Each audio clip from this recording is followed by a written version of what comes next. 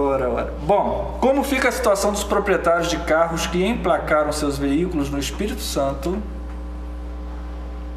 de olho moram lá no Espírito Santo, que é capixaba, numa economia de 50% no IPVA, uma operação do Detran do Rio de Janeiro, este estado aqui, fluminense. Foi lá no Espírito Santo? Aqui em Campos, dos Goitacazes, junto com a Secretaria de Fazenda, descobriu que milhares de casos junto a concessionárias, agências de veículos e despachantes de Campos dos Goitacazes. Casos de quê? Desta vasta planície.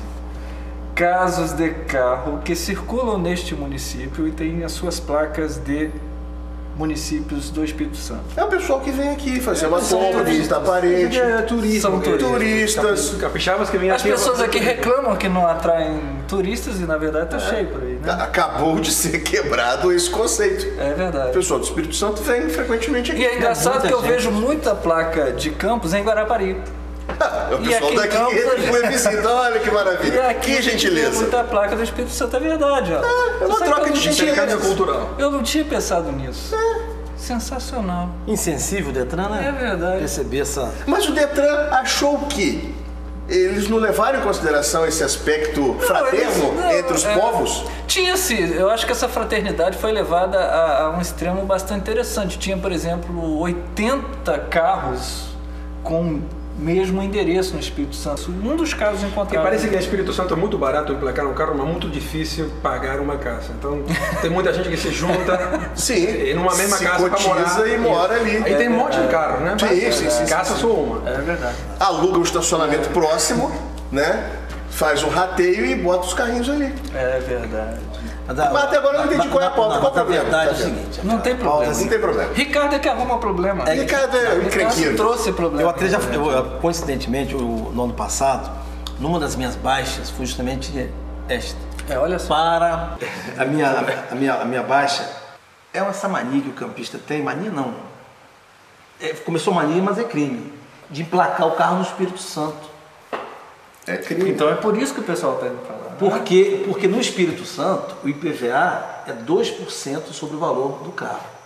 Só que não é só uma maneira de burlar a tributação. Comete falsidade ideológica, que é crime. Viu? Foi. Aqueles proprietários de carro que aproveitam o IPVA mais baixo no Espírito Santo, dando um desperto, vai lá e emplaca o carro. Sem saber, acredito, muitos não sabem que é crime de falsidade ideológica. Porque você assina um termo que mora no endereço X. Será que não sabe, Ricardo? Porque quando você vai comprar um carro na agência, geralmente a agência já tem um esquema com o despachante. Isso já aconteceu comigo. E você não aceitou? Não. Eu acho que as pessoas sabem. Eu acho que as pessoas talvez não saibam a gravidade, talvez não saibam qual o artigo, mas sabe que está errado. É uma safadezazinha, mas aquela coisa que já caiu no popular, né? A gente defende, inclusive quando eu postei no blog isso, a gente defendeu, é um absurdo, porque como o governo gasta mal, então você tem que sonegar. Acho que é um pensamento errado.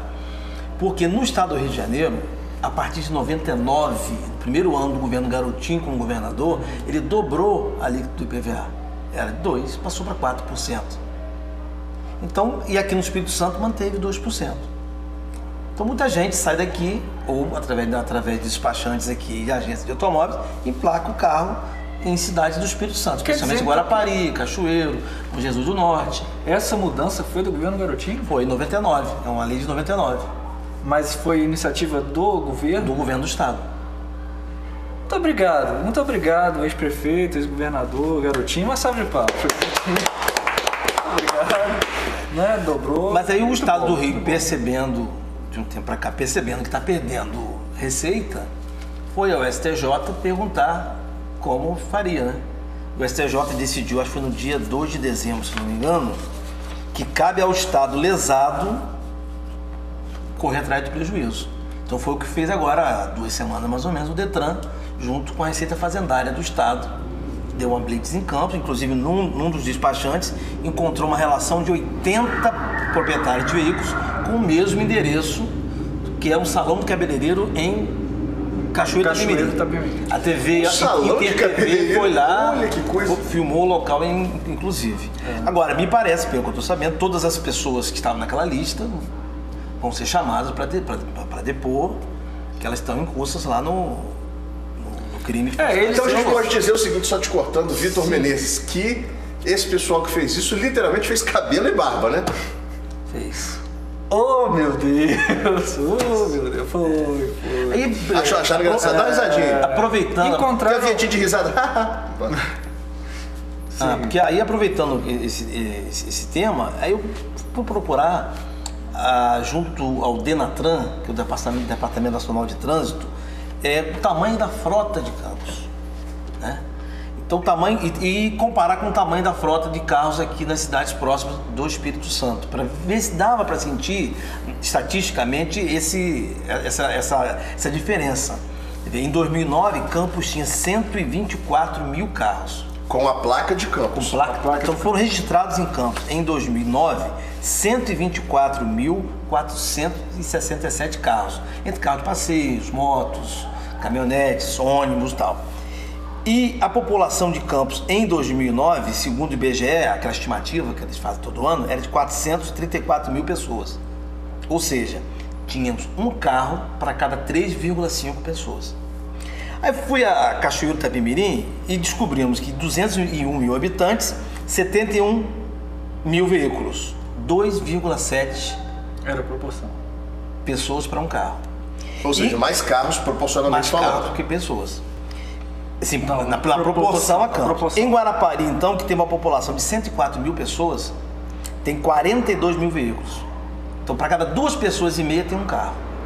E em Campos, para cada 3,5 pessoas tem um carro. Então fica claro, fica óbvio que há uma evasão. Campos tem muito mais carros circulando na cidade do que tem registrado realmente. E um outro detalhe importante que a gente fala muito, que Campos não tem receita própria, tudo é royalties, tudo é royalties, tudo é royalties. Não, minha gente. No ano de 2009, Campos recebeu 9,5 milhões de reais em IPVA. E o dinheiro do IPVA é um dinheiro que você paga, metade fica para o Estado, metade fica para o município. É o imposto mais justo que existe, em termos de distribuição com os municípios. Esses 9 milhões foi a parte que coube a Campos. Que coube a Campos. Quer dizer, eu aproximei para 9 milhões porque eu cheguei só até novembro. Em dezembro eu não consegui o dado de novembro.